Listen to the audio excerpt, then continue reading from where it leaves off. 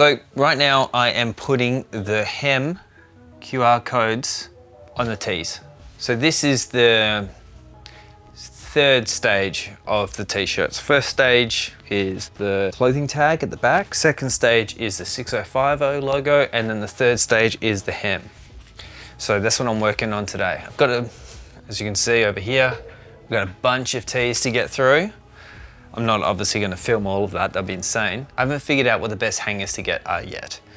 So if anyone has any suggestions for that, please let me know, because it definitely is something that I think that I probably could get more beefier ones that actually have a little bit of a better, you know, rounding of the shoulders, which I think would help. I don't really have these tops hung up for too long. I try to go get them out as soon as possible into packaging, because I think that's one of these things that, for one, then it's set. It's all done, the tops are completed, and they're ready to go. So, first step on this, logos, I put them on the bottom hem here.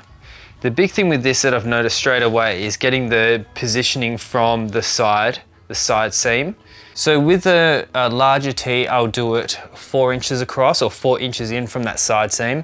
For a smaller tee, I normally run about 3 inches in. So for this one here, I'm running, this is a small tee, so I'll only go 3 inches in on this. So find that point. The reason I use these clips is to actually, these 3D prints are one flat design when it's first made. I've made it so they are completely centered. So when you fold it in half, it gives you the exact same amount on both sides. So when I stitch it together, it goes through both sides of the print and holds it on. I'm running it with the QR codes on the outside for these. I guess I could run it with the 6050 code. I kind of like it with the QR code on the outside. It's something a bit different. I don't see a heap of people doing that. So when I'm stitching these on, to make sure that I get it in the right position every single time, I've been going and running one straight along the hemline at the furthest point I can. So that just really gives me that solidification that I have at least the bottom line stitched up completely. And then from that, I go around the whole edge. Originally, I went and started to do all this using the power of the machine. And it was just too fast. I just couldn't keep up with it. So I decided to go jump across and make this 3D printed crank handle that I put on the side. Basically, it just sits over the top of the normal crank that's here, the hand wheel. And I've put a couple screws in it, and then I've attached some grip gear that I had sitting around and created this little handle on it so it spins.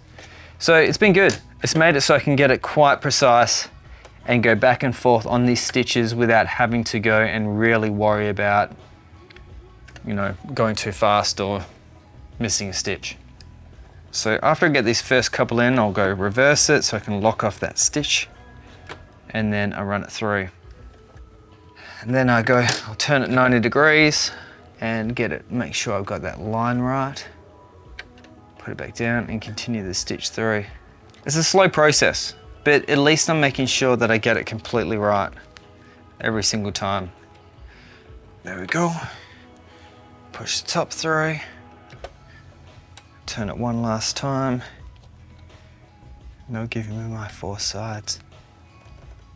Done. So, where are my scissors? I'll go cut off that extra bits of thread. There we go. 4 sides, and then I stitch across this top here too, to make sure that it sits exactly on that hemline.